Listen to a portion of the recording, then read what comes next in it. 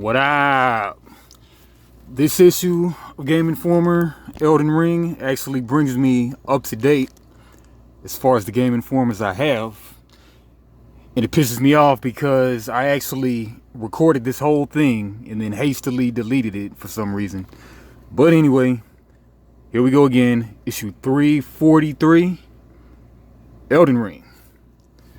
Should have dropped this months ago, but what do you do?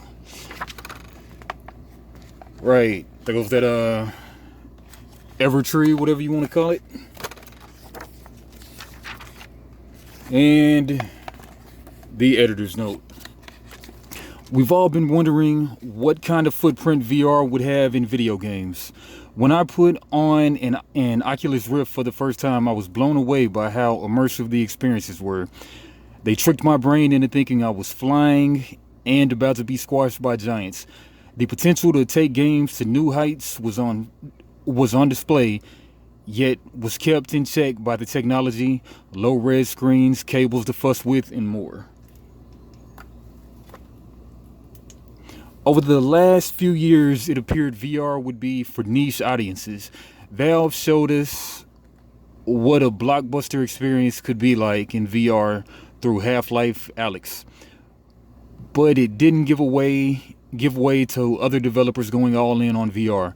I think we may see that happen this year. The reasons are twofold. Over the last holiday season, VR was one of the big sellers, so much that the install base for MetaQuest 2, previously known as Oculus Quest 2, is now at roughly 10 million. Meta had hardware on hand when Sony, Microsoft, and Nintendo didn't. Back in a Q4 2020 earnings call, Meta CEO Mark Zuckerberg said, "The big question is what is it going to take for it to be profitable for all developers to build these large efforts for VR? To get to that level, we think that we need about 10 million people on a given platform. That's the threshold where the number of people using and buying VR content makes it sustainable and profitable for all kinds of developers. The user base is now there for Meta, and it will soon be met with competition from Sony, which recently announced details for PS5's forthcoming PSVR 2 headset. That reveal and its potential is the second big shift coming to VR gaming scene. We still don't have a release date or price for this high-end product, but Sony recently revealed new specs. PlayStation's VR 2 features a 4K HDR display with 110-degree field of view and foveated rendering on an OLED display. The resolution is 2000 x 2040 with frame rates reaching 90 over 120 Hz. The headset features eye tracking and integrated cameras that pick up your movements and direction you look. The player holds a PSVR 2 Sense controller that adds tactile elements such as feeling on an on-screen character's pulse increase. Sony also announced a new Horizon game is currently in development for it. We may not get our hands on a lot of new VR games this year, but given the momentum happening in this space, I think we should expect big announcements all year long, which will set up a prosperous future for this exciting avenue of play. I can't wait to see what games are in the works and which development studios jump on to propel the burgeoning medium forward. Okay, Elden Ring. We'll see it when we see it. All right, Horizon Forbidden West. They say we shouldn't judge a book by its cover, but after seeing the beautiful Horizon Forbidden West artwork on your magazine, I felt I needed to play the game. The problem I faced, I didn't have a PS5, and I have never played Horizon Zero Dawn. I fixed that with money my parents gave me for Christmas. I looked out and saw Wario64 tweet about PS5 being in stock, and I managed to get one. I am nearing the halfway mark in Zero Dawn, and I absolutely love it. Make sure all of the great games you put on your covers get the best art possible, because I am living proof that it matters. The most underrated RPG ever. You'll laugh at me for saying this, but I think South Park: The Fractured But Whole is one of the greatest role-playing games ever made.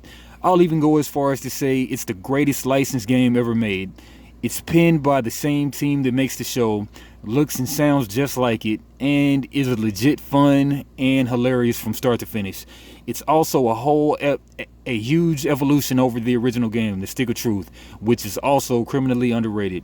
I think these games don't get the justice they deserve because of the license. Shanna Lombardi, Dallas. Yeah, I love The Stick of Truth. I bought The Fractured But Whole on PC. Then, like, the controls, I couldn't get with it. I couldn't get jiggy with them. But then I bought it on Switch, and I just never pick up my Switch for some reason. So maybe one day I'll get to it. But yeah, The Stick of Truth was off the chain. Elden Ring, we'll get to a lot of Elden Ring here in a second. Assassin's Creed Valhalla, Oculus Dead. I recently saw an advertisement for the Oculus Quest 2 that called it the Meta Quest 2. I know Facebook's business now fall under the new Meta brand name, but I did not expect the Oculus brand being wiped out. What are your thoughts on this, GI? Given how Oculus has been running, adjusting to a complete change in the naming convention will take time. We called it Oculus in the past, and now we need to change that to Meta. Our 2 cents, Oculus was a better name. Yeah, I say so too.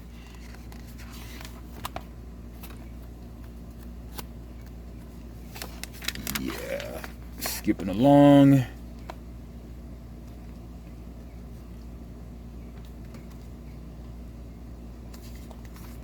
Alright, Star Wars Knights of the Old Republic. I wanted to let you know how excited I was when I opened the issue 340 on the A vision of PS5's future that Sony is planning a Knights of the Old Republic remake. It was the first Star Wars game I ever played, and I've carried a massive torch for it ever since. First Star Wars game I played was that one on 64. Yeah. I lost hope of seeing a KOTR game after LucasArts was sold, but I'm glad I was wrong. I can't wait to learn more about the game. Of course, I'll need a PS5, but at least I have motivation. Lucasfilm's decision to wipe out the expanded universe and start from scratch again in 2012 made a KOTR sequel or revival seem unlikely, but some things are too good to say goodbye to entirely. KOTR fits the bill. Even though it won't be a part of Star Wars' ongoing continuity, it falls into what Lucasfilm calls legends, the great stories of the EU that are worth remembering. We have high hopes that the remake will hold true to the classic game, but we also want Lucasfilm to try new things and surprise us again. The twist ending will likely be the same, but we'd love to see new viewpoints in the journey. Of course, HK-47 needs to be there too. He's the best droid out there next to R2-D2. BB-8's cool. And the dude who played a big part in Mando season 1. Forgot his name. K2S2 or something, I don't know. Alright, the writer returns. Sam Lake teases the first details for Alan Wake 2, Remedy's Entertainment's approach to survival horror and the failed attempts to get this sequel made. Yeah, I think this issue is March. Yeah, March, I think. Over a decade has passed since the first Alan Wake game was released. Why come back with the sequel now? Walk me through the decade. One of my early learnings from working on Max Payne was there wasn't a second of thought given to the idea of a sequel. I went, oops, I killed all the characters. It took some clever thinking to continue that story. When we worked on Alan Wake, we thought about it, where we would go beyond the first game. We thought about the sequel. The ending we had for Alan Wake was perfect, but at the same time, a big cliffhanger. The thinking was the story would continue.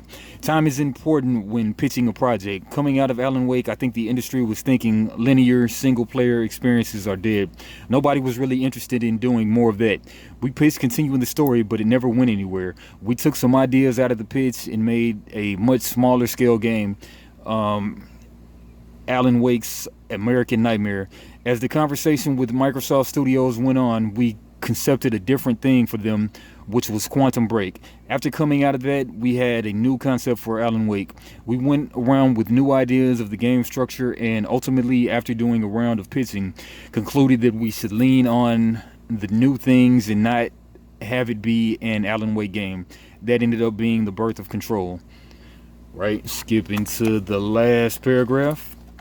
If fans are Going back into Alan Wake Remastered and Control, is there something they should be looking for? We love doing Easter eggs, and we will continue doing that. During Control, it became more purposeful, especially with the Remedy connected universe. There's a lot of exploration based content that is building steps forward. Quite a bit of that is there to set things up. If you dig into Control, the Alan Wake E expansion, there are things to find. Even in Alan Wake Remastered, we added small things you can go discover and say, wait a minute, that wasn't in the original game. They are all building up to something. Learning to play. Game about story about little kids and how you get them into gaming. I say just put on some Mario. How old should your children be when introducing them to video games? What are the best titles to teach them how to use a controller? Kids at the age of 2 use iPads all day. Are there games that both a youngster and adult will find equally enjoyable? As a father of a 9-year-old daughter, I get asked these questions frequently by people with children of their own, and I always stumble with my response as I try to recall the route I took to acclimate her to games. Most kids want to play games at an early age, yet there aren't many resources out there that help parents and guardians find a safe and rewarding gaming path for their kiddos. I hope this new reoccurring all ages section helps people find solutions to their children's gaming needs. This one section focuses on teaching kids how to use the controller first. The games that accomplish this task also help to navigate 2D and 3D spaces. Yeah, the first game. I'm guessing most of you have visions of your children playing one of your all-time favorite games as their first. Just know that playthrough won't go well at the age of 3 or 4, but it will make for a great photo that you can cherish forever. Once you get the pictures out of the way, I recommend docking a Switch to your TV and having your child's first game be Super Mario Maker 2. I knew it. I didn't even read that part before. For years, I suggested parents try the original Super Mario Maker with their kids, delivering results. Many of these kids developed the base skills needed to open the doors to the entire gaming world. Why did I choose the Mario Maker series over the more popular Mario games? Most video games are violent, even kids games. And Nintendo's historic Mario franchise is viewed as one of the best family-friendly series out there. But it too is violent, stomping on all kind of Goombas. The plumber uses his boots to squash turtles and torches other critters with fireballs. Mario also plummets to his death, and his battles against Bowser are always intense. With Super Mario Maker 2, you can remove all of that violence and create the perfect starter experience for your child. That's the rub though, you have to make it yourself. Using the game's creation tools, you can create levels free of both violence and death. No enemies, no pitfalls, just simple running and jumping exercises from left to right. These stages teaches your kids how to jump and use items in safe and fun ways. With a deep well of creative options, you can essentially create an endless number of stages that help your child learn how to use the controller. Given Mario's simplicity, just a couple of buttons are used and you have the choice of either the analog stick or D-pad. Your youngster should get the hang of the gameplay reasonably quickly and will be ready to move on to other games in a matter of days or weeks. With the wide roster of characters from other known Nintendo franchises, Mario Kart 8 Deluxe is a nice conversation starter that gives you a moment to talk to your child about The Legend of Zelda, Splatoon, Donkey Kong, and Animal Crossing games. Planting the seed about their top tier franchises is a good thing, and you'll likely play them in a couple of years. Skipping around, if you don't mind a little violence, one big paragraph, cutting in the middle of it. But the experiences are always fun and rewarding. I'd avoid Lego worlds given the content is fairly confusing. I highly recommend starting with Lego Marvel Superheroes, Lego Harry Potter, and any other Star Wars titles. Speaking on Lego Star Wars, the Skywalker Saga release is right around the corner and could be a great jumping off point for your family. You can read more about it on page 71. Microsoft acquires Activision Blizzard, a titanic shift in the game publishing landscape, by Matt Miller. In a surprise announcement late January, Microsoft Gaming CEO Phil Spencer posted a blog with profound implications for the future of gaming. In one of the largest entertainment acquisitions in history, Microsoft is buying Activision Blizzard for a reported $68.7 billion. The move is a major play for Microsoft as it consolidates a stronger hold on the gaming market. Those efforts include last year's significant purchase of ZeniMax Media for $7.5 billion, which brought in studios like Arcane, Dishonored, ID Software, Doom, Machine Games, Wolfenstein, and Bethesda, the Elder Scrolls. The Activision acquisition brings even more developers under the Microsoft banner, including Infinity Ward, Call of Duty Modern Warfare, Blizzard, Diablo, and King, Candy Crush Saga. With the deal's completion, Microsoft will oversee 30 internal game studios and other related companies like esports-focused Major League Gaming. In its public statement, on the implications of the purchase, Microsoft called out plans for further expansion into mobile games markets, targeting franchises like Halo, Warcraft, and Candy Crush. The company also touted its growing Game Pass portfolio, which Microsoft states is currently sitting at over 25 million subscribers, and clearly plans to expand the service with Activision's Blizzard's catalog. When the company's transaction finalizes its fiscal 2023, Microsoft is set to become the third largest company in gaming by revenue, behind Tencent and Sony. The acquisition comes amid a withering indictment of Activision, numerous allegations of sexual harassment, the treatment of marginalized workers, and a call for the ousting of Activision Blizzard CEO Bobby Kotick. Those acquisitions include an active lawsuit by the California Department of Fair Employment and Housing over violations of the state's civil rights and equal pay laws. Skipping around to the last paragraph. Last paragraph. At the same time, the merging of two major players in gaming may ring warning bells for some. The business move marks a continuation of waves of studio consolidations in recent years, along with the attendant potential for the stifling of creativity and risk-taking that can sometimes result. Transcending the game, remembering the legendary John Madden and his impact on sports video games. The Madden name has become synonymous with EA Sports. It's in the game, and its annualized NFL franchise. But to merely say that the games industry lost his football namesake would do a disservice to the legendary coach, commentator, and game franchise figurehead. I don't even follow sports, but I know like they always said, like John Madden had always like the most obvious takes on any kind of football play. But anyway, John Madden was more than just a name on a box. He was instrumental in creating the longest running sports franchise in gaming history.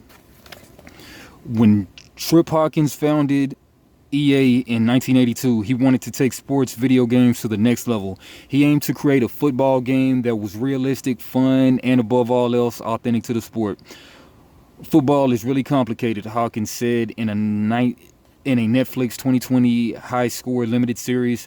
So if I had something really tricky and challenging to do, maybe I could work with the coach who could provide additional knowledge and insight. Hawkins reached out to former Super Bowl winning head coach and then CBS color commentator John Madden in 1984. When Hawkins first approached Madden, the EA founder didn't know if the 8-bit machines of the time could handle 22 players on the field at once. So he pitched a 7-on-7 variation of the sport for his video game. However, Madden was adamant that if you wanted to be authentic to football, it needed to feature the full 11 players on each team. Because of this, the first entry, John Madden Football, took 4 years to create, with the game finally launching in 1988. Madden provided insight into how the game should work, strategies the team should implement in the series' first playbooks. All right, skipping to the last. Madden remained involved with the development team through his role with the NFL, providing insight to the developers about the league's rules until his death. John Madden passed away in his home in Pleasantville, California on December 28, 2021 at the age of 85. John Madden was was synonymous with the sport of football for more than 50 years. A public statement from EA read, his knowledge of the game was second only to his love for it, and his appreciation for everyone that ever stepped on the gridiron. A humble champion, a willing teacher, and forever a coach. Ah, so sweet. R.I.P. John Madden. Go retro. These modern machines bring classic gaming to life. Analog Pocket. The Analog Pocket is a marvel of design, featuring a stunning 3.5-inch LCD screen with configurable scaling and display modes, and optional HDMI TV dock, a popular music creation suite called Nano Loop, and Game Boy Studio game engine compatibility. Most importantly, it plays the OG Game Boy Color, and Game Boy Advance game cartridges with zero emulation. The handheld also supports Sega Game Gear cartridges via a proprietary adapter sold separately. With Neo Geo Pocket, Atari Lynx, and TurboGrafx 16 adapters planned to be released in 2022 for $30 each. That's gonna make the retro cartridges go even higher. But I'm sure, like, if you buy the bootleg ones that play like 100 each, you can still win. Whether your collection is burgeoning or well established, the handheld introduces new levels of vibrancy to a beloved era of portable gaming. Despite a few quirks, it provides unmatched convenience for exploring the vast history of handheld games. The Analog Pocket is a collector's dream and sets a new standard for portable handheld retro or otherwise. $219 at analog.co. They have another one too with a crank, which is interesting, but doesn't talk about that right here. For kids and kids at heart, Pac-Man Arcade Bundle, $600 at arcade1up.com. The Atari VCS, I think this is launching full of crap games, according to Review Tech, who also hates on the Soldier Boy game console. But Atari has opted for an unusual approach to reviving interest in its classic catalog. The VCS is a nostalgic throwback of a gaming system. The outer cabinet is available in a modern black case, or alternatively with the walnut front finish that recalls the original 2600. The included vault of games contains a vast selection of original Atari, arcade, and 2600 games to explore, including hits like Yar's Revenge, Lunar Lander, and Missile Command. You can also tap into the Antstream arcade library of retro games. For an additional cost, you can snag either a modern controller or a throwback Atari joystick. At the same time, behind the curtain, the VCS can function as a customizable PC with an included 8 gigs of RAM, 32 gigs of storage, and an AMD APU and GPU. Though without additional tweaks, don't expect this to run many modern games. The system can also serve as a streaming box if you wish to access services like Netflix, Disney Plus, or HBO Max. The VCS has a high nostalgia factor and offers an easy way to play some of the earliest console games, but allowed fan limited PC functionality and an unimpressive OS experience means that the device is reserved exclusively for the most enthusiastic Atari fans looking to relive the glory days. For many others, the VCS may represent a significant gulf between value and sticker price. $2.99 at AtariVCS.com. Game & Watch The Legend of Zelda, $50 at Nintendo.com. Bureau Treasures feeds your need for Assassin's Creed. Indeed. Shall I proceed? Yes, indeed. Assassin's Creed Brotherhood of Venice. $239 core box, $71 expansions a piece. One of the most impressive and large-scale board game projects of recent years, the cooperative campaign adventure can keep your gaming group occupied for months. It earns its high price with stellar production values and tons of content to explore. The game's many playable scenarios unfold on modular tile boards and utilize over 140 gorgeously detailed unpainted minis. Stealth sequences explode into tight action exchanges and optional objectives let you try for 100% sync, and a cleverly written story adds new wrinkles to the lore. And additional expansions add yet more to explore, from a modern day infiltration of an Abstergo facility in the Tokyo 21 box to a competitive twist with the Creed vs. Crows edition. Brotherhood of Venice is unique. It's a connoisseur's tabletop game rich in strategy and high-end components, but with rules and gameplay that players of almost any experience level can pick up. $239 core box, $71 expansions a piece. Triton-Nor.com. Okay, haven't heard about that one. Animus Ezio statue, $849 for the statue lovers. Nordic hoodie, $75.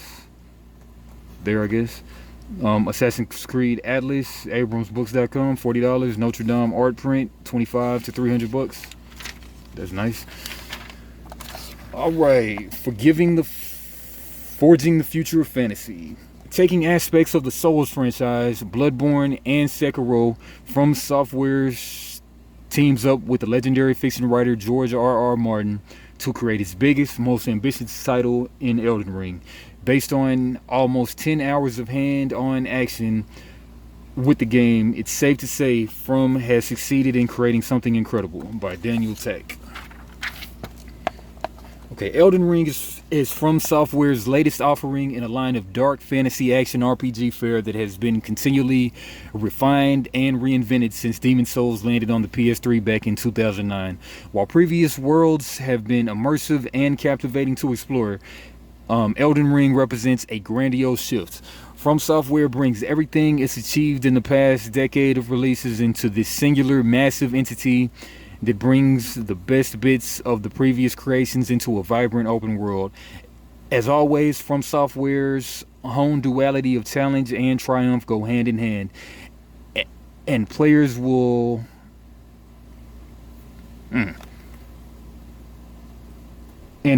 find themselves continually tested against brutal opponents and unforgiving environments. With perseverance, any opponent can be felled. However, with the vastness of a gigantic multi-biome universe to explore, players can enjoy an experience where they won't ever feel that taking on the next titanic enemy is the only course of action at any given time. There are always new secrets to discover and abilities to find. In addition, From Software has added conveniences that don't interfere with the signature style, but take away some frustrations, like adding respawn locations near bosses to help get right back into the battle after death, instead of running back under harassment. To me, these games have never been about the perceived difficulty. Instead, they are about the sense of unparalleled adventure through atmospheric environments and the rush of victory that comes with overcoming the impossible. Join me on a journey that spans close to 10 hours of gameplay, taking me into Limgrave, Stormvale, and the exciting areas beyond. In this adventure, I battle a major boss, learn how traveling from the open world makes this unlike any other From Software's experience to date, and even get a bit of color from game director Hidetaka Miyazaki himself. Did you know that there are other rather large dungeons mixed in with the gargantuan legend, the legacy dungeons and mini caves, coves, and catacombs? So let's explore and learn exactly how Elden Ring works, from character creation all the way to the dazzling, crystalline backdrop of the game's second zone. Making monsters of men. Speaking with the game creator Hidetaka Miyazaki, it's clear that while George R.R. Martin laid out the initial world building and characters, From has taken it in new directions during this collaboration, including some directions Martin might not expect. When Martin wrote these characters and when he provided the origin story and that mythos for the world of Elden Ring, these demigods were much closer to their original form and maybe closer to humans from back then, before the shattering, says Miyazaki. So it was more up to us to interpret this and say, how did they become such inhuman monsters? And how did the mad taint of the shattered shards of the Elden Ring and its power affect them. So that was our job, to take these grand heroes and sort of misshape them and distort them into something that they were not. And I think if we get to chance to show Martin, and if he gets a chance to see the game and see these characters, I think he might be a bit shocked. When he wrote them, he was really envisioning something a little bit more human, a little bit more traditional human drama and fantasy characters. I hope he gets a kick out of that. The process of taking these humans, heroic but flawed characters, and breaking them into grotesque monsters was a lot of fun. Miyazaki's favorite character that Martin created is known as Rykard, though we don't have anything else about that other than the name right now. The adventure begins. Our journey begins similarly to other From games. In the beginning, I'm presented with a class choice and a starting item. The classes in Elden Ring have interesting names and classic archetypes,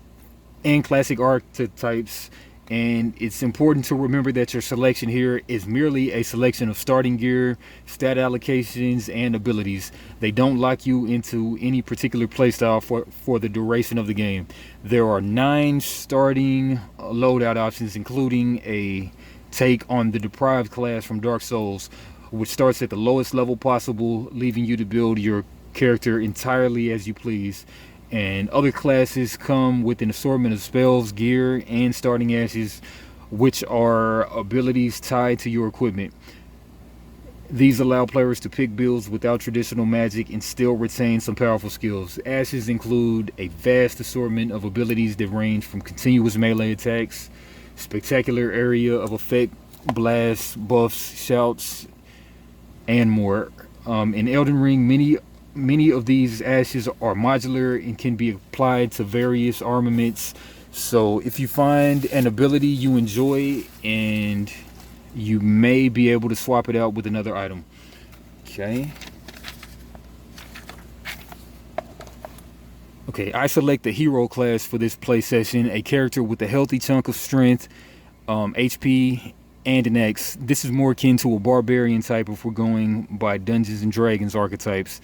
But even though I don't plan to use traditional magic, Ash abilities are essential. Before I get going, I also have the opportunity to pick a starting item, which is similar to some of the choices in past games, with one possible exception. Something called the Stone Sword Key. Reading the description states that the key breaks through an imp seal, so this is quite different than the other stock beginner gifts. Naturally, I proceed with this choice out of curiosity. Our story starts with an extensive intro trailer that resonates with From Software's signature expositional narrative style. We're hammered with the fall of Queen Marika of the Elden Ring. The situation escalates to the shattering, a tumultuous and all-encompassing war that had no clear victor. Perhaps the player, a tarnished of no renown, dead that yet lives, can become the Elden Lord and claim the great power of the runes and determine the fate of the lands between.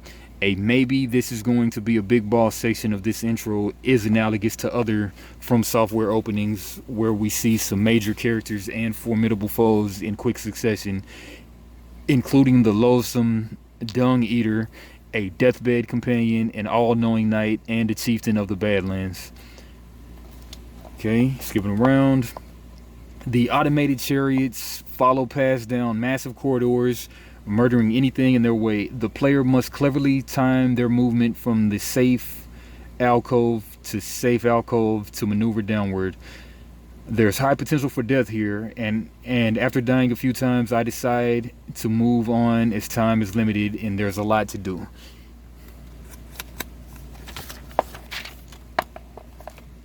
Into the great wide open. Coming out of the dark reaches of Fringe Folk, Hero's Grave is the first time the scope and scale of the world came into play. A dazzling vista greets the player, full of windswept hills, mountains, clouds, and the shining brilliance of the Erd Tree. The scenic, almost pastoral backdrop is one of the highly differentiated biomes that players will explore. Each biome features its own unique aesthetic, creatures, monsters, flora, fauna, and more. It's a stark contrast to the dingy hole I've been in, and immediately presents the player with a great deal of agency and opportunity. A mysterious masked NPC here offers the player a note of guidance, setting them out on a task to take on the game's first big boss in Stormveil Castle, which you can see in the far distance. However, there's so much to explore, I doubt many players will hurry in that direction. Last paragraph. While they appear slow and burdensome to the eye, getting near these creatures makes them extremely agitated. They rise and attack with incredible range and speed, enough to surprise an unaware adventurer and knock them off their mount before they even realize they're within striking distance. Being assaulted by one of these earth-sign monstrosities, I quickly veer off to the south of the trail towards the area known as the Weeping Peninsula.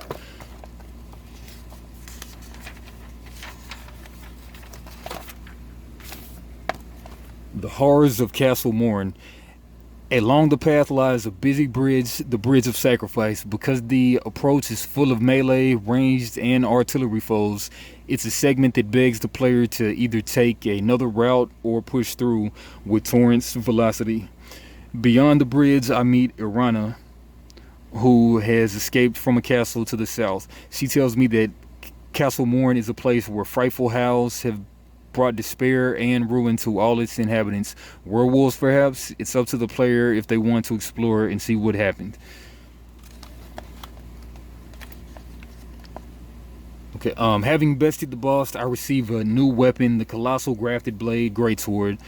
And unfortunately, I don't have the stats needed to wield it for this play session. However, it also comes with a special Ash ability called Oath of Vengeance that raises all your stats and also your poise. Perfect for a hulking build that's ready to trade blows and hit back with a gigantic, powerful weapon. Castlemore is missable, and although the game includes breadcrumbs like Arana's message to try to push the player towards certain large areas, I imagine most players could overlook a significant amount of content on the first playthrough. Before long, a Bandai Namco representative instructs me that I've seen enough of this area and that I should head back to the lands above. I'm not upset about this. There's an entire world down here that I have no desire to spoil for myself or anyone else. I have many questions about how it connects to the standard environment, but in this play session, the unassuming elevator mausoleum is the only entrance I discovered to the great below. Skipping on to the last paragraph. Kenneth is pleased that I've cleaned up his house and tells me that he's going to return to his fort. I head back expecting to see a festival in my honor whirring, but sadly Height is done talking to me for now, as the next steps to this quest chain isn't available in the build I'm playing. However, it illustrates some of the exciting potential for world altering throughout the game, so I remain intrigued as I set off finally toward Castle Stormveil.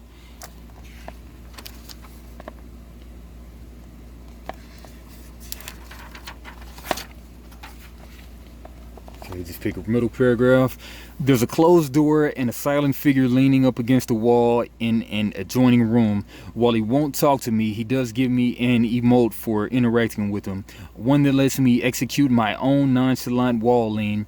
A bit further down the hall, I find a room containing the two maiden husks, which are two dried out and rather gruesome characters that can take bell bearings from me for some purpose. I did not find any bell bearings, nor do I know the rewards for this system, so my curiosity is piqued, moving on to one of the hold's other rooms. A tumultuous, twisted ascent. At long last, it's time to approach Stormveil Castle. Yes, I have the option of going right to the second biome, but let's see what this place is all about. I have to defeat Wily Margit, the Fell Omen, to gain entry. This boss was available in the network test and can be a decent challenge, especially when the player may face them. Still, it's important to note that the open nature of the game ensures that no player will have the same experience.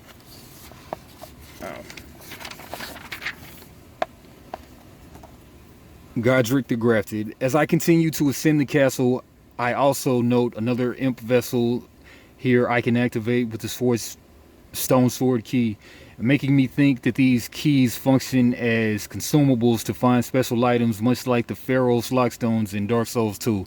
In one curious chamber, I discover a painting that I collect. This discovery is the first of several paintings I find in my play session, which depict a specific location in the world.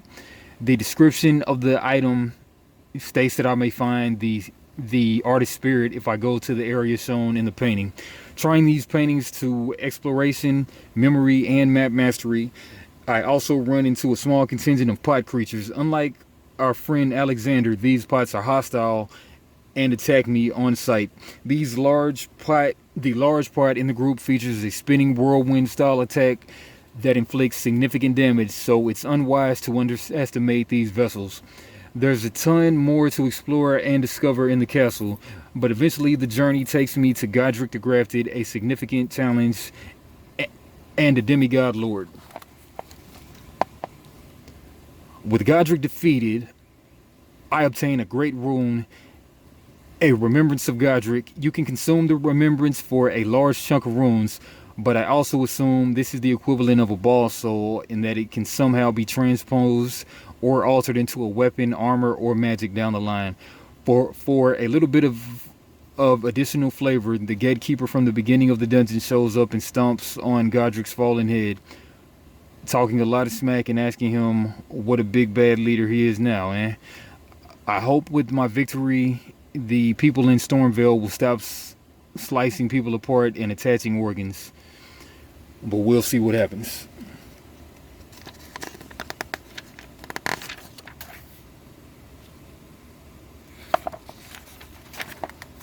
Okay, stuck together. Alright, the road goes ever on. In almost 10 hours with the game, I feel I have barely scratched the surface of what the world has to offer, and much more happened on the adventure that I simply don't have room to relay. While I still have to play the final game, if this session is any indicator, Elden Ring may turn out to be From Software's best game, and an incredible triumph by any measure. In this enthralling adventure, fascinating discoveries await around every turn. Crazy. Okay, riddles wrapped in a mystery. The long build-up is over as the series' most tantalizing villain mates her play in Destiny 2: The Witch Queen. It's time for the payoff. For years, Bungie has teased the potential of Destiny's most devious villain. In recent months, that tease has escalated. The Hive Queen named Savathun has infiltrated all the major storylines, insinuating herself into the events, shaping the story. Now at long last, the Witch Queen's trap is sprung, and she co-opts humanity's most precious resource, the light that gives power to its guardians, and uses that power to make deathless warriors of her own. With the Witch Queen, Bungie is betting big on a narrative twist that's been in the making for a long time, and using the storytelling moment to push forward new twists on the long-established gameplay model, including a dramatic move towards playstyle customization for players. On the eve of the expansion's release, we spoke with the project's creative director and got the scoop on the longtime players, lapsed guardians returning to the fold, and even newcomers can expect to discover in the next few months.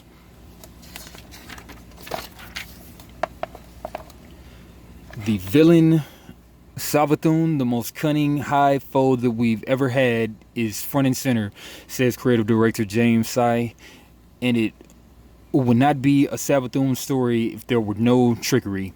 She is the god of cunning that focuses on treachery, hidden meanings, and secrets doesn't end because Savathun has now revealed her true identity and stepped into the light. And it sounds like a primary focus of the Witch Queen experience is matching wits against such a wily foe. We've actually been talking about this as a mystery. Side continues. The player fantasy is one of being like a psychic detective this time around.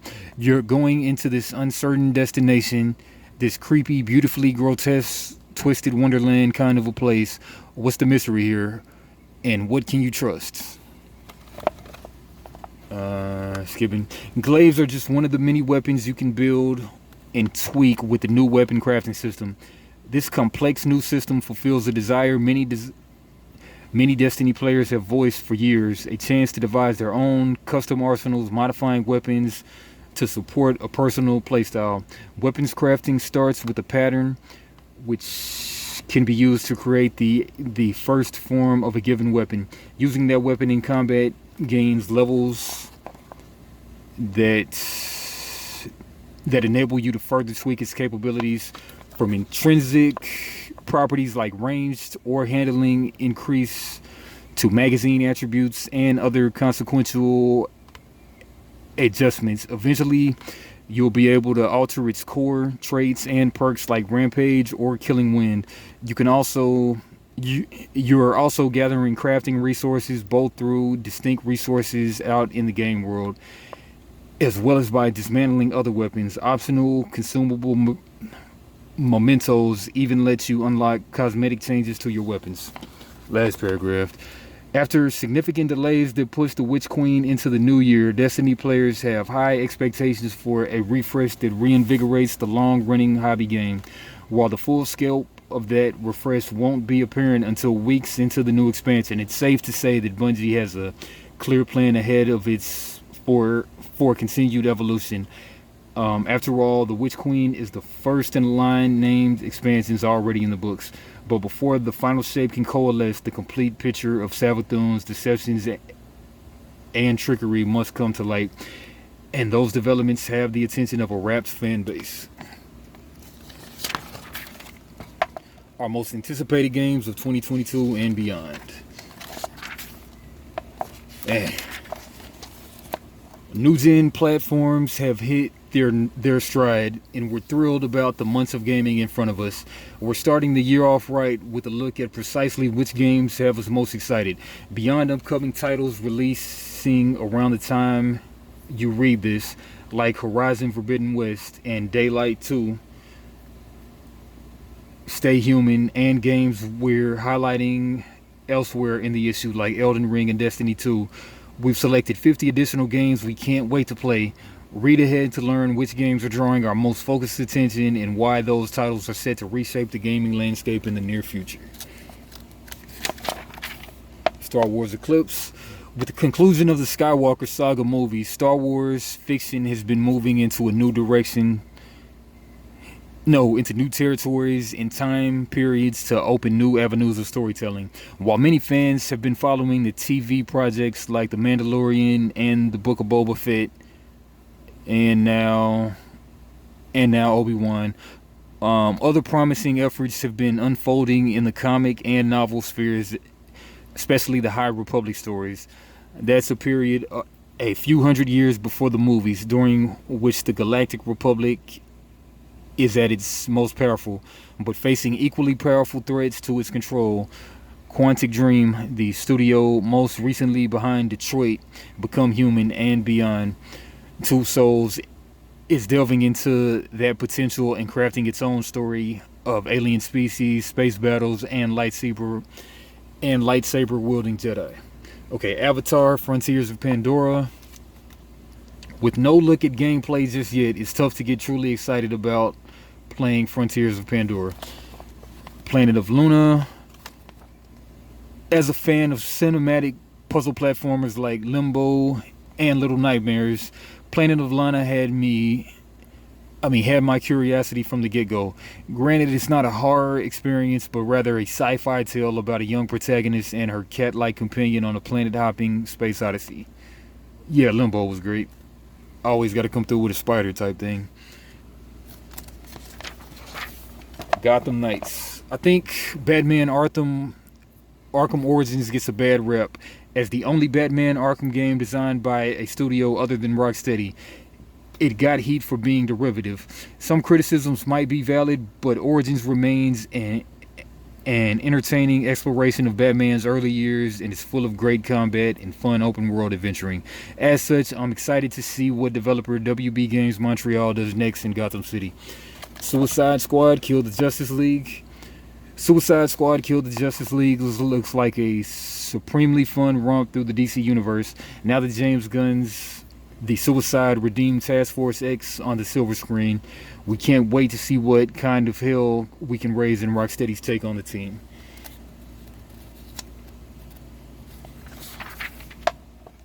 Okay, Oxenfree 2, Lost Signals. But it's Riley's age that has me most interested in Lost Signals. Oxenfree after party centered on young adults, but the protagonist here is firmly in his 30s. This not only puts her closer to my own age, but the age of the game's creators. Already no stranger to strong storytelling, I'm curious to see how Night School handles an older character in terms of how she navigates the trials of adulthood and the messy relationships that come with. Look for Lost Signals sometime this year on PS5, 4, Switch, and PC. Redfall. While much of Redfall is still under wraps, Arcane's track record speaks for itself, and I'm most looking forward to seeing how the powers at each character's disposal. Forspoken, talked about that earlier. Orphan girl in a weird land. Advanced Wars 1 and 2 Reboot Camp. Intelligent Systems is known for its Fire Emblem series, but its other big tactical franchise, Advanced Wars, has been largely ignored for years. This remake of two GBA classics puts players in command of a growing army as they compete in a series of turn-based tactical encounters. If you missed the originals as I did, you can finally see what all the fuss is about when Reboot Camp hits the Switch this spring. Weird West. Weird West is an isometric twin-stick shooter coming to PlayStation, Xbox, and PC platforms in March. God of War Ragnarok.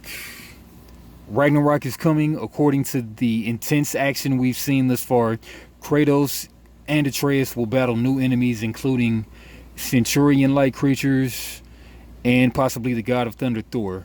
While the threat of old foes and past deeds still haunt their steps, there's a lot to look forward to, and I can't wait to help Kratos and his son through the end of days when God of War Ragnarok hits later this year. Kirby and the Forgotten Land. This series has always had a knack for creativity, and this could be Kirby's greatest adventure, greatest chance to shine yet. Mario and Rabbids Sparks of Hope. Levels are also less linear than they were in Kingdom Battle, and when players touch down on a new planet, they can freely explore in any direction, talk to NPCs, solve optional puzzles, and participate in battles. Mario and Rabbids Sparks of Hope is set to release on Switch later this year, and I'm eager to hear more about this strategy-filled space romp. Wonder Woman. Expect a long wait on this one, as details have remained scarce in the weeks after last December's announcement. But there's enormous potential here, with a fantastic character who was long overdue for a big game being built by a talented team that has already constructed the mechanical foundation to create something magical. Atomic Heart. One of our editors aptly nicknamed Atomic Heart Soviet Bioshock, and the wonderful mix of frantic FPS mechanics and atmospheric horror supports the moniker. From lush forests with mutant-infested towns to underground laboratories coated in puddles of guts and blood, Atomic Heart isn't for the faint of heart.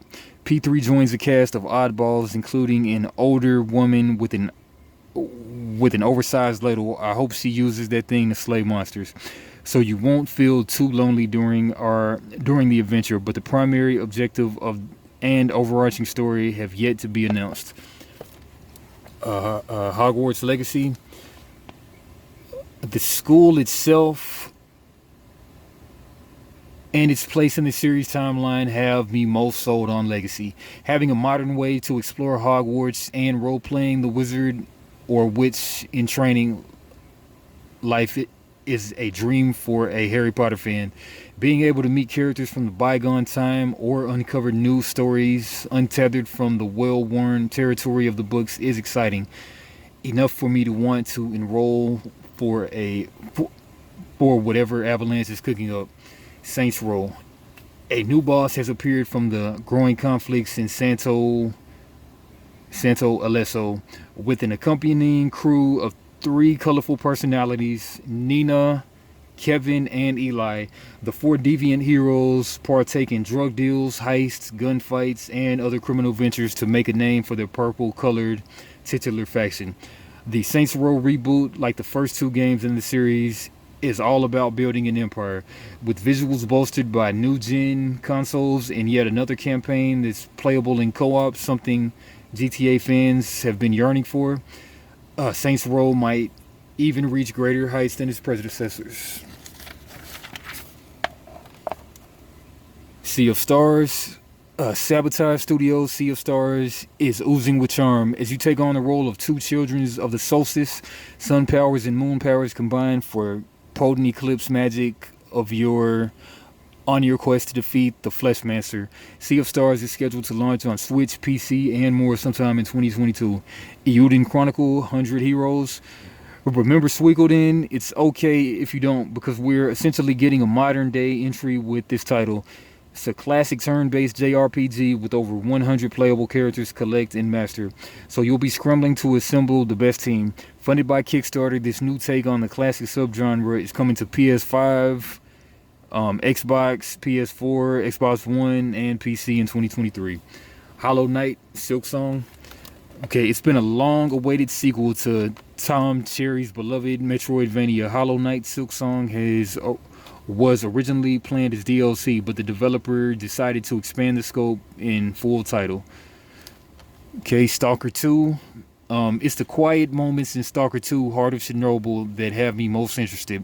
Where most trailers emphasize bombast, in our most recent look, developer/publisher CSC Game World put a lot of its focus on the humanity found in the nuclear wasteland.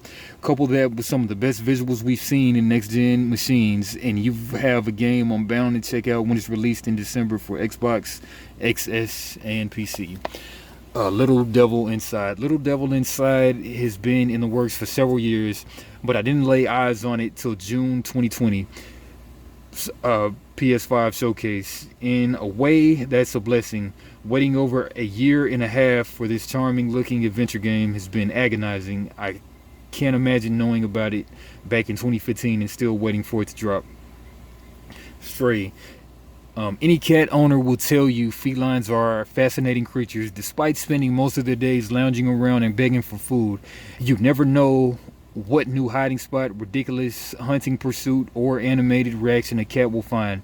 So it's not all that surprising that developer Blue 12 Studios found inspiration in its own furballs for a third-person adventure game called Stray. In it, you assume the role of a stray cat, where, according to the game's official website, you're encouraged to be as stealthy, nimble, silly, and sometimes as annoying as possible. Sounds like that GOAT game. Final Fantasy 16. A return to the fantasy. One of the great joys of becoming a Final Fantasy fan is watching the series morph its core concepts into intriguing new shapes. After the car road trip from the 15th installment, Final Fantasy XVI is turning into a decidedly dark fantasy wrapping. The setting this time around Valistia, a landscape dotted with mother crystals, vast crystalline mountains that give magic and power to those nearby. Competing nations arose around each mother crystal, but all now face the looming threat of a blight that may overwhelm them. Also in the mix are titanic summonable icons like Ifrit and Titan, which reside within specific individuals called dominants. That immense power leads to godlike worship of those people in some countries, or indentured servitude in others. On a more intimate scale, Final Fantasy XVI follows Clive Rossfield, the firstborn son of Archduke of a major nation. His younger brother Joshua inherits the role of Dominant of the Phoenix. A mysterious tragedy sets Clive on a path, but revenge that appears to be the crux of the narrative. I've enjoyed lots of the more futuristic or modern day takes on Final Fantasy mythology, but I'll always look forward to the new installments that return to the classic fantasy milieu that birthed the franchise. Final Fantasy XVI appears to be just that, and the potential for beautiful real-time combat on PS5 has me eager to learn more. Starfield. Bethesda Game Studios is the development team behind two of gaming's greatest role-playing franchise, The Elder Scrolls and Fallout. For the first time in over 25 years, Bethesda is leaving its beloved dragons and nukes behind to work on a new IP. To say Starfield is highly anticipated is an understatement, but the brief looks at game haven't done much to build up hype. Bethesda established Starfield's tone through a couple of short trailers, mostly showing us its vision of space travel is grounded in reality. The Eclipse looked like it could have been stripped from NASA montages. There really is nothing alien about Bethesda's sci-fi vision at this point, and that's intentional, as Starfield is about answering the big question of if we're alone in the universe. We all know what that answer is, and Starfield will eventually have us exploring a universe filled with alien life of all shapes and sizes. The player joins Constellation, the last group of space explorers, and is tasked to pave their path forward. In an interview with the Washington Post, game director Todd Howard said Starfield is like Skyrim in space. Managing director Ashley Ting followed up Howard's remark and called it Han Solo Simulator, meaning that players would get their own starship to explore the universe. Starfield has been in active development since Bethesda finished Fallout 4. We've only seen teasers of what the team has been working on over the past 6 years, but we won't have to wait long to see the complete picture, as Starfield is slated to launch in November 2021. Great planet surface right there. Right. A Plague Tale Requiem. Requiem retains its stealth action focus, but Amica is slowly becoming a skilled survivalist as she has access to an assortment of new weapons and tools such as a crossbow. Asobo says Requiem's narrative explores the cost of saving those you love, and if this story is even half as compelling as the original, it will be worth a look. Haunted Chocolatier. The fun of simulated chocolate making mixed with the mystery of a ghostly castle and topped with endearing looking characters. Count me in. Haunted Chocolatier is still in early development, with PC becoming the only confirmed platform. However, the developer says he intends to bring the game to every major console, and I hope he does so soon. By the creator of Stardew Valley. The sequel to the Legend of Zelda Breath of the Wild. The sequel to The Legend of Zelda Breath of the Wild could hardly be more sought after by series fans. As the follow-up to the Switch's potential magnum opus, there's a lot of pressure for this unnamed sequel to perform. Taking place sometime after the events of the original, Hyrule Castle, surrounded yet again by dark auras, has taken an ominous residency floating above the crater where it was once landlocked. Link will be also taking to the skies to explore other floating land masses now mysteriously hovering over Hyrule landscape. However, our hero has changed a bit since we last met. His right arm is now infected with the ancient technology, which allows him to rewind the motion of objects, sending them back in the path they came. He also has the curious ability to climb or swim through solid objects, adding yet another layer of traversal to Link's already expansive kit from the original. Breath of the Wild was a beautiful mix of compelling elemental sandbox to play around in and a vast mysterious world to roam and explore. I've spent hours venturing in any given direction only to be rewarded with a helpful item or a jaw-dropping vista. It was an unforgettable, unique adventure, and this upcoming rendition of Hyrule is the world I'm most anticipated exploring again when the sequel is released later this year. Yep, I got about halfway through Breath of the Wild because I got the internet here. Anyway, Outer Worlds 2, one of the undeniable highlights of 2019 was Obsidian Entertainment's The Outer World, which took some of the best parts of Mass Effect and Fallout and mashed them together into a pulpy sci-fi adventure full of interesting companions and humorous quests. We don't know much about the sequel, which might be a ways off, but even if it's just more of the same, you can sign me up. TMNT Shredder's Revenge. I can't imagine a studio more suited to reviving the classic 80s arcade version of Teenage Mutant Ninja Turtles than tribute games. Games like Mercenary Kings and Panzer Paladin prove the studio's eye for retro aesthetics, and early glimpses of its efforts with the Ninja Teens are promising. 4-player co-op, pixel art graphics, and individualized move sets for everyone, including playable April O'Neil, are just some of the reasons to be stoked for the 2022 release on Switch and PC. Metal Slug Tactics. 2022 is bringing the tactical twist on Metal Slug I never knew I wanted. And I can't stop thinking about it. The series art and animation translate spectacularly to the isometric battlefield, bursting with character and SNK trademark style. Series veterans like Erie, Theo, and Marco will have to work together to take out opposing infantry, tanks, and hopefully a returning Martian force. Trek to Yomi, cinematic and intriguing. Trek to Yomi follows a samurai who failed to keep a promise he made to his now dead master. Its striking black and white visuals, poignant plot concept, and refined looking combat system have earned Trek to Yomi a spot on our list. Developer, digital and Xbox consoles, as well as PC in 2022. Tunic.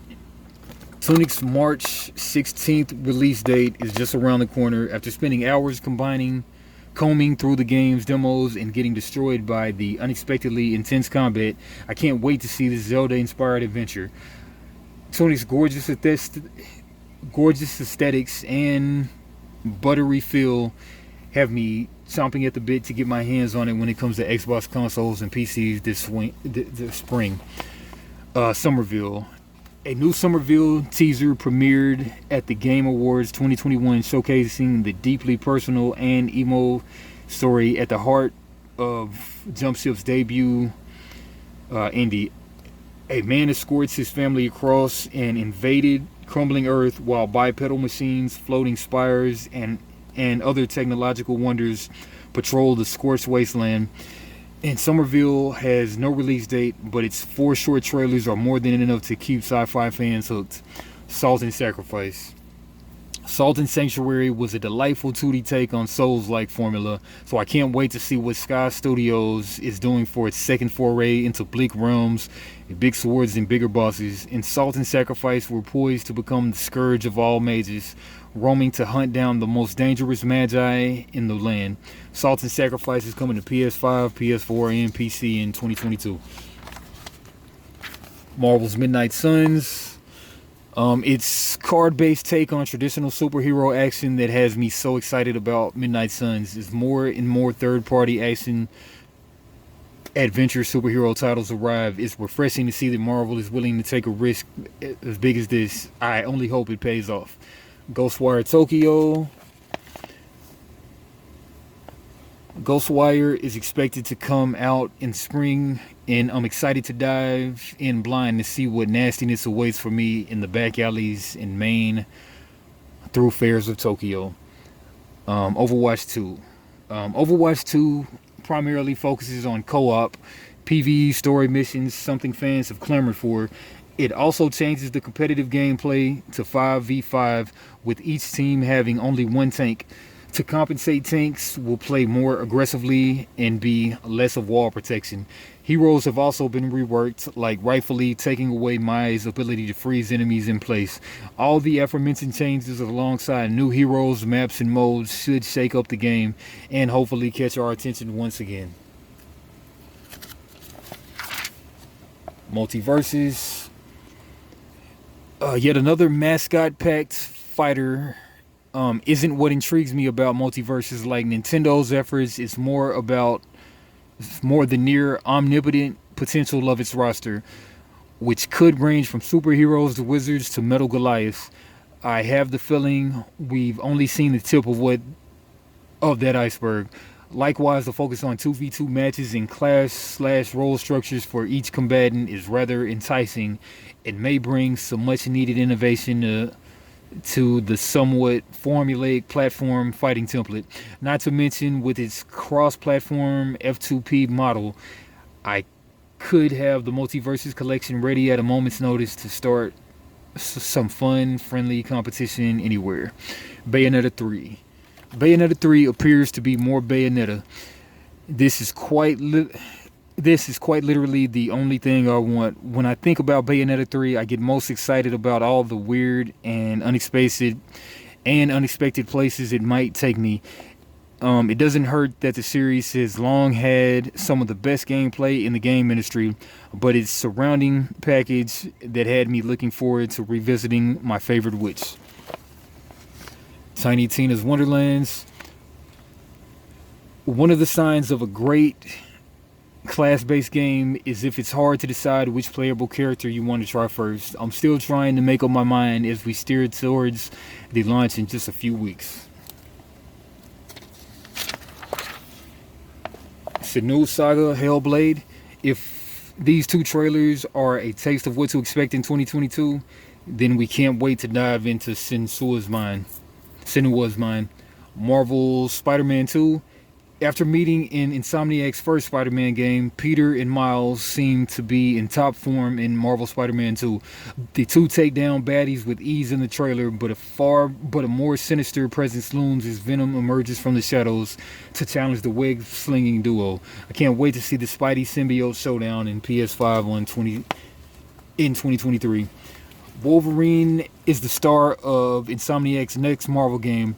While we've only seen a teaser trailer, we got hints of what this violent adventure might have in store, including a license plate teasing that the Incredible Hulk 181, Wolverine's first appearance, and Princess Bar of Madripoor 2023 on PS5.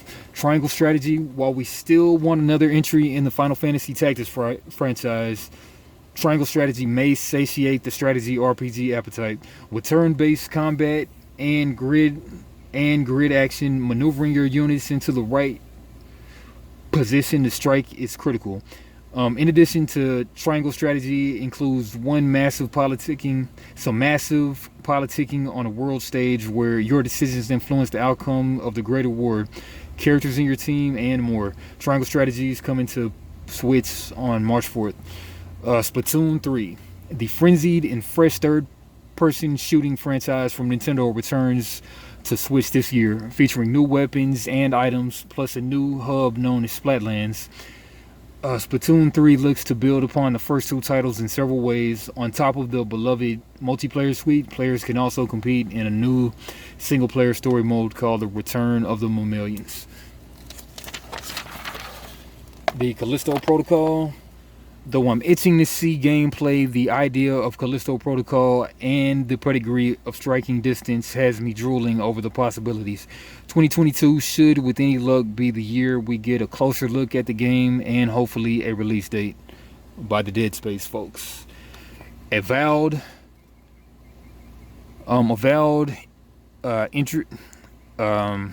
Despite a history of technical maladies and Obsidian's more ambitious projects, its reputation for excellent writing and world building makes Avowed instantly intriguing. The Outer Worlds is the most recent example of how the studio can build fascinating locales and narrative webs, albeit in a sci-fi setting. Still, it gives me plenty of hope that the characters and world of Eora can flourish in this fresh first-person perspective. Sonic Frontiers.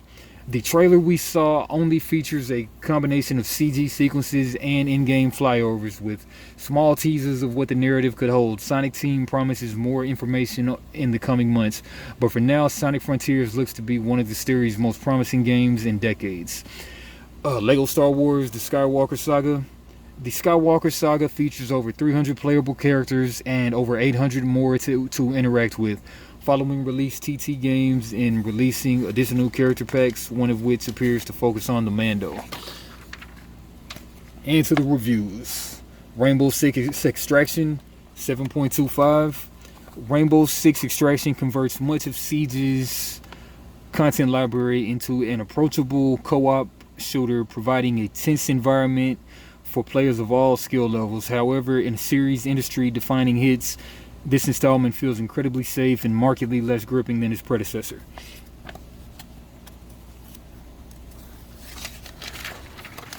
Okay, Nobody Saves the World. 8.25.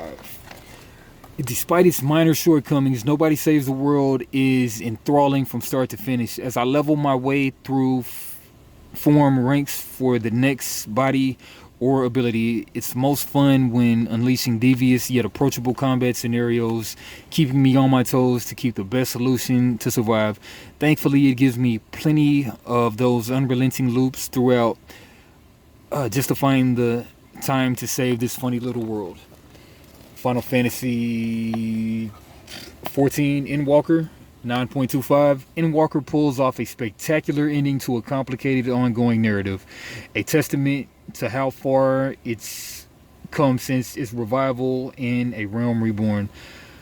Luckily, this isn't the end, but the beginning of a new story that I can't wait to experience in future patches and expansions. Having spent hundreds of hours with Final Fantasy XIV, it's easily one of the best MMO experiences out there, and Endwalker has solidified it as my favorite Final Fantasy to date. Windjammers 2. Windjammers 2 is an enjoyable throwback that proves its unique sport is still a blast, but the thrill is fleeting. I'm happy to see it return. I just wish they gave me more reasons to step on its court. 6.75. Looks like dodgeball. Okay, GTFO. Get the fudge out. The gunplay leaves a lot to be desired, as the catalog of assault rifles, SMGs, pistols, and shotguns feel the same, but stealth runs are satisfying to plan with others. Guttural screeches of enemies are blood-curdling during engagements, while dark and complicated backdrops limit sightlines and keep me on my toes. GTFO isn't for the faint of heart. 8. The Gunk. 7. In a game filled with alien worlds splattered with color and populated with extraterrestrial mysteries, the Gunk falls surprisingly flat. Fortunately, this spacecraft manages to stay aloft with likable characters, solid gameplay, and a serviceable story. Ruin King got a 7. Nevertheless, the total package is an adequate single-player alternative to Riot's multiplayer-centric titles. Paparazzi, 7.25. My brief time with the game was stuffed with light-hearted amusement, marred only slightly by a few annoyances. Its animated levels, playful attitude, and pleasing premise make Paparazzi a wonderful game to jump into when you just want to escape and play with pretend puppies for a while. Chorus, 7. Sci-fi space combat shooters are a niche genre today, so while I'm thankful Chorus exists, much of the game is relatively linear and mundane slog, punctuated by a few epic encounters here and there that live up to a galactic fantasy. Inside the Nintendo Power Hotline. Kyle Hudson didn't know what Nintendo was, but in '88 he was just back from boot camp and he needed a job. His friend Jeff Palmer suggested they both go work for Nintendo. Palmer's cousin Cliff worked there as a gameplay counselor. He got paid to play video games all day. Hudson and Palmer could do that too, the latter said. Jeff sold it to me like, hey, we're gonna sit in the cubicle and play games all day and answer phone calls. Hudson recalls, and I was like, hell yeah. In '87, Nintendo launched this Nintendo Power Hotline. So if a player encountered problems beating a game, they could call the hotline and get advice from what Nintendo called a gameplay counselor. It was effectively a call center, and it was also so much more than that.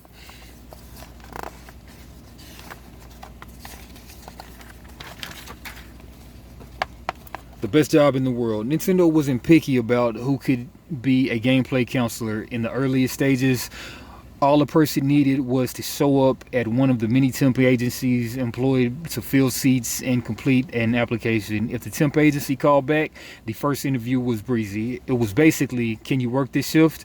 Do you have reliable transportation? Just basic stuff. Husband says, are you breathing? Are you warm-blooded? Okay. It's hard to nail down exactly how many calls a counselor would get on a given day, though most approximations land around 100 per shift. At its height, the call center had a couple hundred people taking calls for just under 24 hours a day.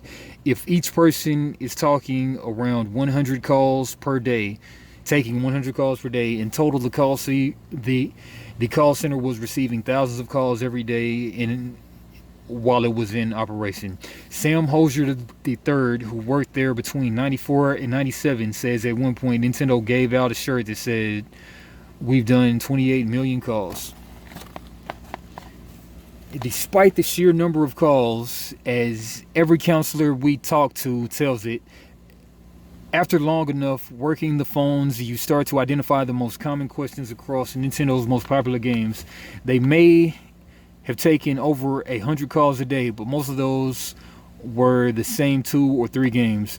Work there long enough and you can spend a lot of your day on autopilot. Once you heard the question, the response coming out of your mouth, you really didn't have to think about it, Hudson says. This left gameplay counselors a lot of time to play video games on the clock, somewhat making good on the dream kids had that these were people who got paid to play games all day. And the Nintendo office was in an ever-growing library with every single game the company had released up to that point. There were no gaps in the collection, Hosier says. Counselors could check out various titles, and their desks even had TVs and consoles where they could play games while taking calls. One of those risks that you have doing this, that is, if you're someone who emotes when you die, when you play a game, that can be problematic, Filori says, adding employees got good at muting the call. I don't remember who it was, but I do know for a fact at a time where somebody got on the mic, but muting reversed, so all the person heard on the other end was profanity. Gaming in the office led to many now famous pictures, while ostensibly letting counselors play games on the clocks was so they could stay up to date and familiar with all Nintendo's games. These photos worked double duty as great recruitment tools. Kids could see counselors sitting in an office cubicle making money and playing games. Who couldn't think that was cool? Okay, lots of people would hang up on those calls, Filori says. Then, because the supervisor could still hear what you're saying, even once you've wrapped up, since they would monitor calls for quality, they would just keep talking. They'd hung up and keep talking and then say, are you still there? Are you still there? Hello? Okay, I mean, these are the candy crushes of the time, says former counselor Casey Pelkey about Lolo. People would call and they're like the 11th level or something like that.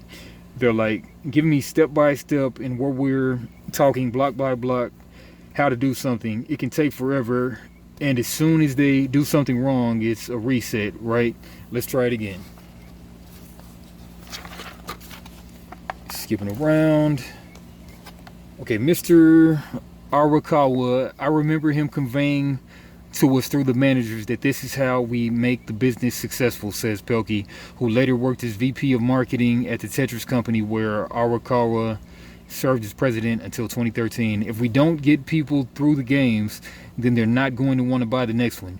More so than many executives, people talk about Arakawa with an absolute level of respect and appreciation. A lot of people we interviewed for this piece were teenagers or young adults when they first joined Nintendo. The call center was their first job, and of course it was an entry-level one.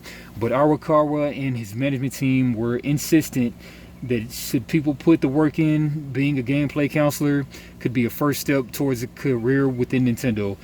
It didn't matter how low someone was on the totem pole or what department they worked in, there was always room to go up in Arakawa's Nintendo. Okay, he was a very kind, generous man, Hudson said. I mean, what other CEOs knew every other single employee's name?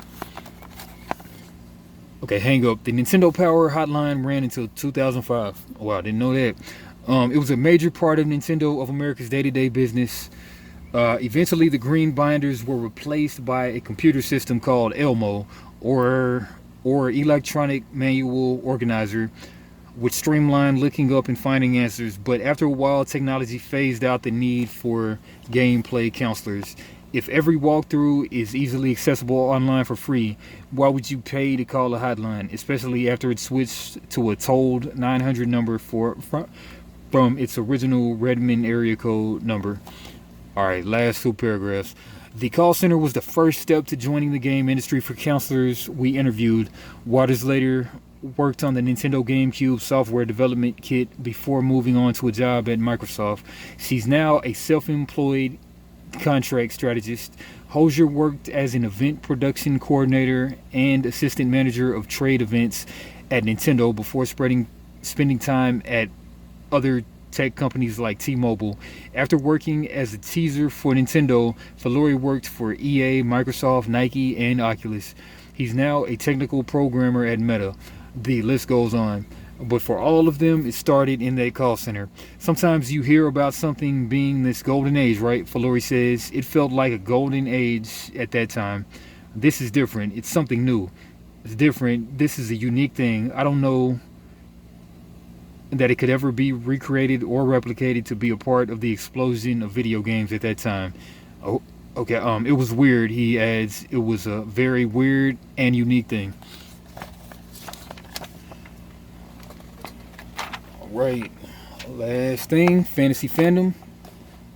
One last thing, fantasy fandom.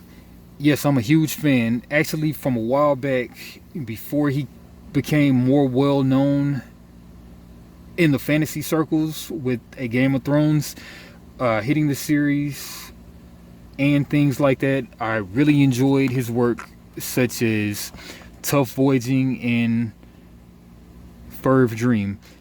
Those are a couple of my favorites, says Hidetaki Miyazaki on Elden Ring world builder George R.R. Martin. Alrighty. That's all I got for today. Smell y'all later. And paper beats rock.